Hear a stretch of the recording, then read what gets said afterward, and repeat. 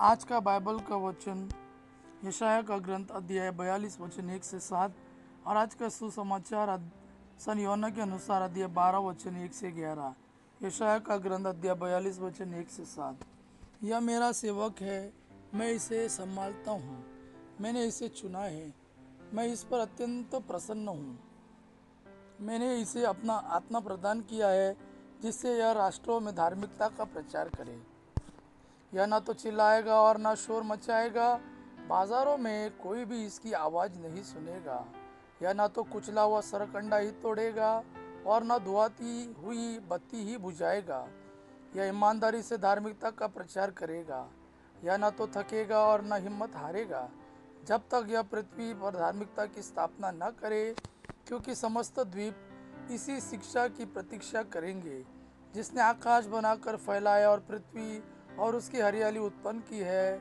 वही प्रभु ईश्वर यह कहता है, मैं प्रभु ने तुमको न्याय के लिए बुलाया और तुम्हारा हाथ पकड़कर तुमको संभाला है।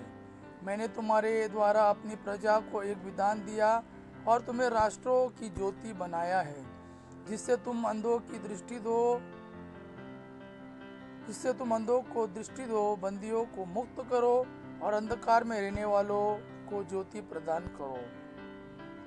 आज का सुसमाचार सन यूहन्ना के अनुसार अध्याय 12 वचन 1 से 11।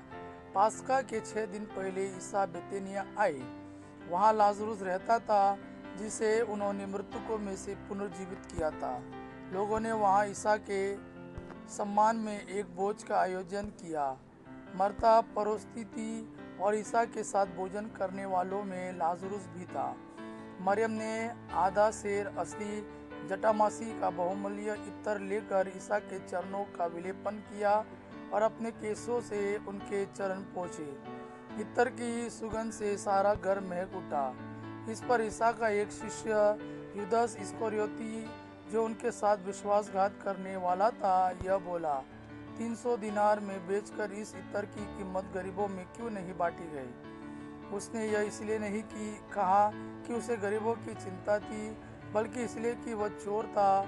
उसके पास थैली रहती थी और उसमें जो डाला जाता था वह उसे निकाल लेता था।